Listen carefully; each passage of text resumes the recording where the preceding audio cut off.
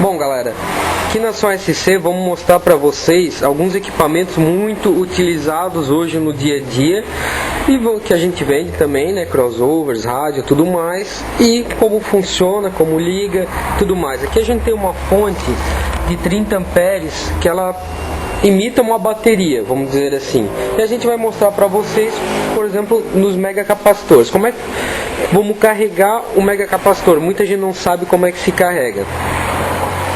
Aqui, se vocês verem, ele é dividido em dois, uma barra para um lado positiva e uma negativa para o outro lado. Mesma coisa nesse da Boss aqui, ele vem uma barra negativa e uma positiva.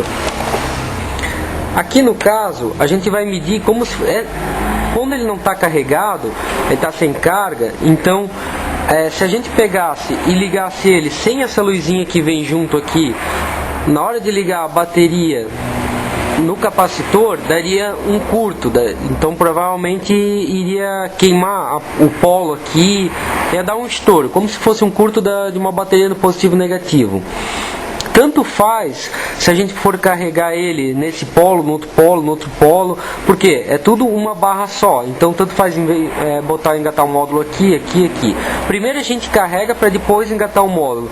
Então vamos pegar, botar a luzinha em ponte, digamos que esse aqui seja o cabo positivo da bateria e esse aqui o negativo que já está engatado. O multímetro só vai fazer a função de medir quanto ele vai estar carregando. Quando a gente ligar, a luz acende.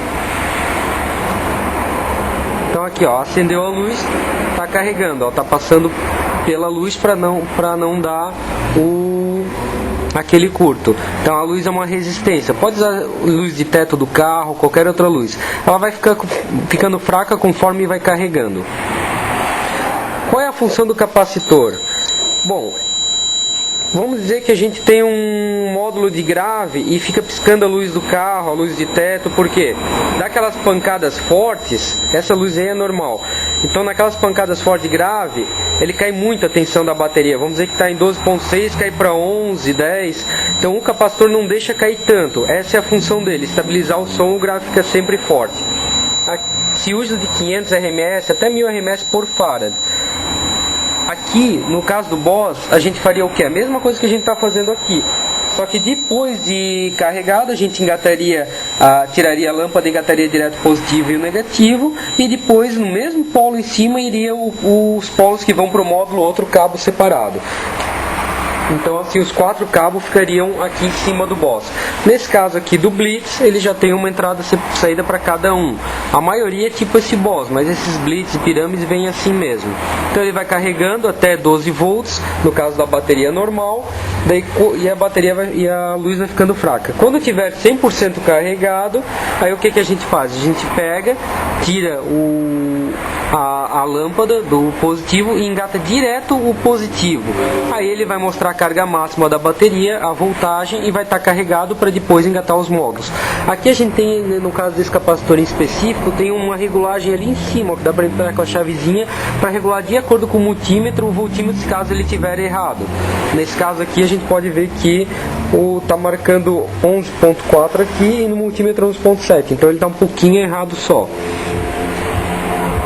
Aqui como ele já está quase carregando, eu vou enfiar direto o positivo aqui e pronto, ele já acendeu 13.44 aqui, que é a voltagem da fonte, e beleza. Aqui no caso, o que a gente precisaria fazer? Só atarracha muito bem aqui o cabo, né? Claro, sempre cabos grossos, 16 mm para 1000 RMS, 25 para 2000, 35 para 3000 e por aí vai. E aí, nesse lugar aqui onde está ligado o multímetro, a gente pegaria e botaria os cabos que iriam para o módulo. Só precisa fazer esse tipo de carregamento cada vez que for trocar de bateria ou trocar o capacitor. Para tocar o módulo, não precisa carregar e descarregar o capacitor.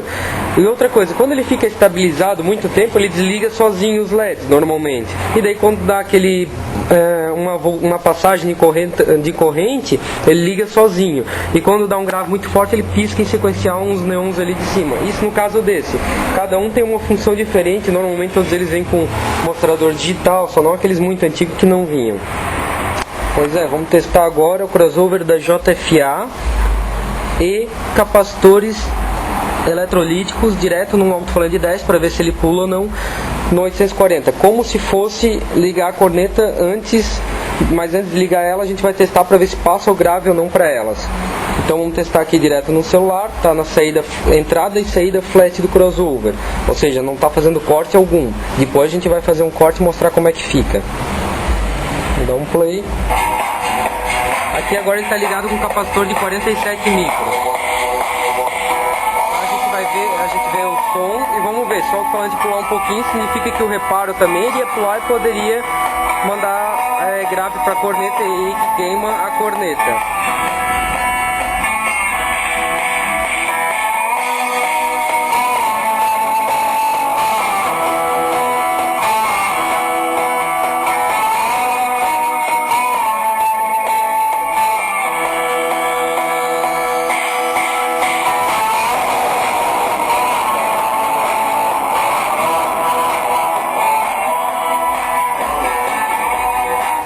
Bom, deu pra ver que ela pula um pouquinho o alto-falante, então quer dizer, tá passando um pouco de grave por esse reparo. Agora vamos testar com um capacitor eletrolítico de 10 microfarad. Então o de 10 ele vai aumentar um pouquinho o corte, provavelmente em torno de 2 kHz, ou seja, a gente tem que aumentar muito o corte, vai perder a qualidade para poder tirar o grave que iria para as cornetas.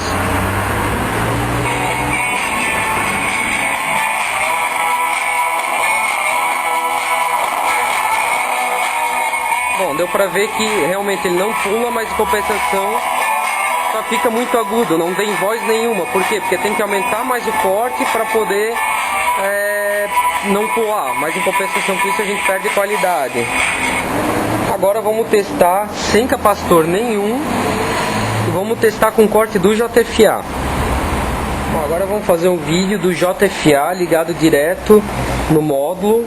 Aqui ele está sem corte algum, em flat baixo e flat alto, então não está passando corte nenhum.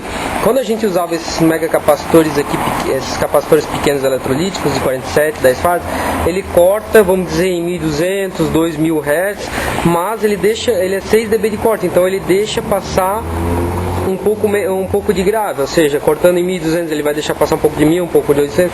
Já esse aqui é 24 dB de corte, então se corta em 1200 é 1200, ele não deixa passar muito menos. Então por isso que o corte fica tão perfeito. A gente não precisa, pode cortar até uma frequência mais baixa como 500, 800, 1200 e mesmo assim ele não vai deixar passar grave. Por quê? Porque o corte é mais perfeito. Então aqui ele está em flat.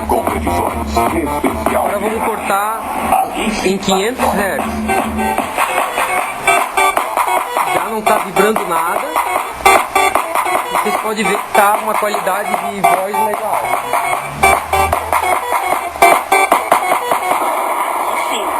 Agora a gente vai pegar e vai cortar em 800 Hz. Direto ele já dá o corte.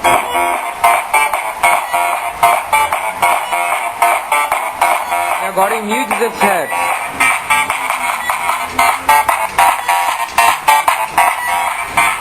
Agora 800. 500. Aqui podemos cortar também o agudo. 8.000, 5.000. Aqui está cortado em 5.000, então ele já tira um pouco do agudo. Agora cortando em 8.000, ele já deixa passar um pouco mais. 12.000, flat. Agora já está deixando passar mais agudo. Então esses cortes dá para fazer no driver direto. Bom, agora vamos testar o driver SD3100 da Snake, bem pesado, de titânio, numa corneta comum, né? E testado aqui no JFA. Vamos começar aqui com um corte de 800 Hz, né? Porque é titânio. Tá ligado no DVD player.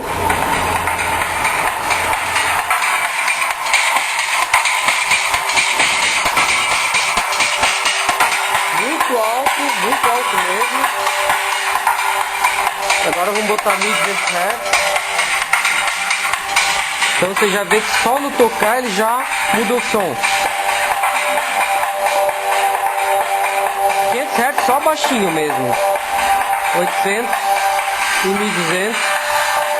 E também a gente pode cortar aqui para dar mais agudo.